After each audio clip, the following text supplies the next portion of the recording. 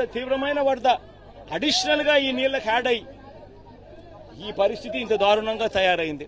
పోనీ ఇంత దారుణంగా తయారైన పరిస్థితుల్లో ఈ పెద్ద మనిషి చంద్రబాబు నాయుడు గారు ఏమైనా కాస్తో కూస్తో కనికరం చూపించాడా ప్రజల మీద, కాస్తో కూస్తో ఎంపతి చూపించాడా ప్రజల మీద, కాస్తో కూస్తో వీళ్ళని ఆదుకునే దానికోసం ఏదైనా అడుగులు వేశాడా, చర్యలు చేశాడా అని అంటే ఎక్కడా లేదు.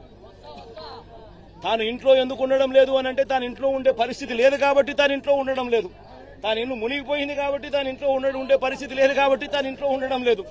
ఆ ఇంట్లో తాను ఉండకపోవడం కూడా ఏదో పెద్ద ఘనకార్యం అన్నట్టుగా ఇంట్లో నీళ్లున్నాయి కాబట్టి ఉండలేకుండా ఉండే పరిస్థితి ఉంది కదా అని చెప్పుకోలేక, అది చెబితే తనకు పబ్లిసిటీ రాదనే ఉద్దేశంతో కలెక్టర్ కార్యాలయం అంటాడు, కలెక్టర్ కార్యాలయంలో నేను ఉంటున్నానంటాడు, ప్రజల కోసమే అదే తానేదో ఉంటున్నట్టుగా బిల్డప్ ఇవ్వడం.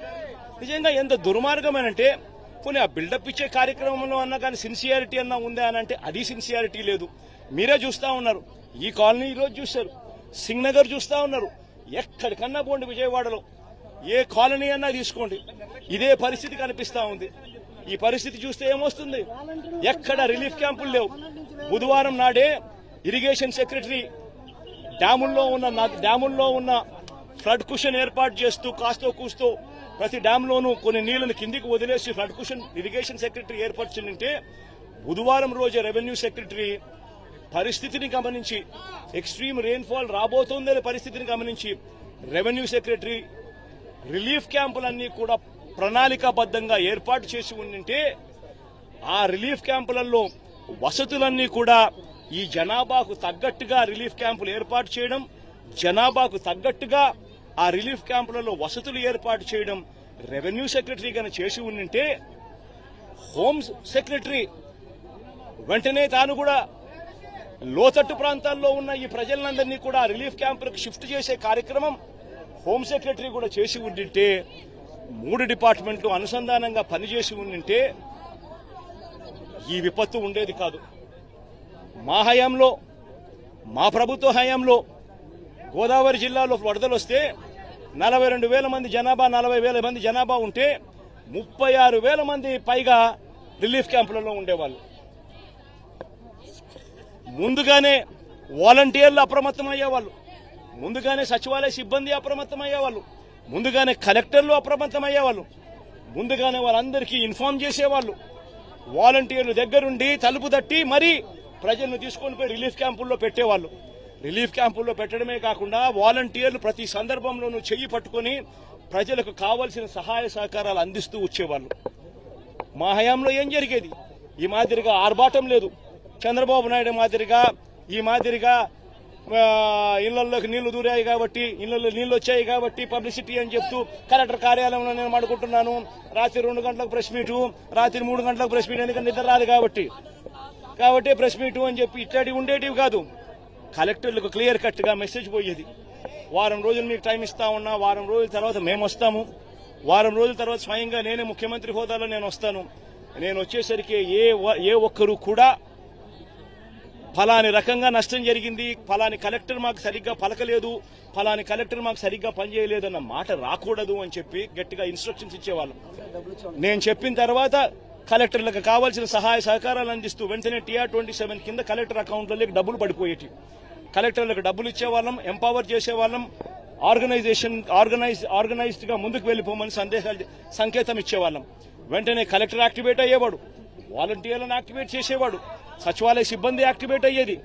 వెంటనే ఒక వ్యవస్థ అంతా కూడా మొత్తం కూడా అడుగులు ముందుకు వేస్తూ కదులుతూ వచ్చి ప్రతి బాధితుడికి కూడా తోడుగా ఉంటూ వాళ్ళందరినీ రిలీఫ్ క్యాంపుల్లోకి తీసుకుపోవడం, వాళ్ళందరినీ బాగా చూసుకోవడం, ఆ తర్వాత బాగా చూసుకోవడమే కాకుండా మొట్టమొదటిసారిగా మా ప్రభుత్వంలో వాళ్ళను ఊరికనే ఇంటికి కూడా పంపించుకోకుండా వెళ్లేటప్పుడు మళ్ళీ డబ్బులు కూడా 2,000 రూపాయలు డబ్బులు కూడా చేతికిచ్చి కూడా పంపించిన పరిస్థితులు కూడా మా ప్రభుత్వంలో మాత్రమే గతంలో జరిగి ఉండేది. ఒకసారి గమనించమని అడుగుతా ఉన్నా, అప్పట్లో జరిగిన పరిస్థితులు ఏమిటి, అప్పట్లో ఏ రకంగా మేనేజ్మెంట్ జరిగింది, ఇప్పుడు ఏ రకంగా మేనేజ్మెంట్ జరుగుతా ఉంది అనేది గమనించమని అడుగుతా ఉన్నా. ఒకసారి కృష్ణలంక వెళ్లి అక్కడ ఒకసారి ఆ గోడ మీద నిలబడి ఒకసారి చూస్తే మీ అందరికీ ఆశ్చర్యం కలిగించే పరిస్థితి వస్తుంది.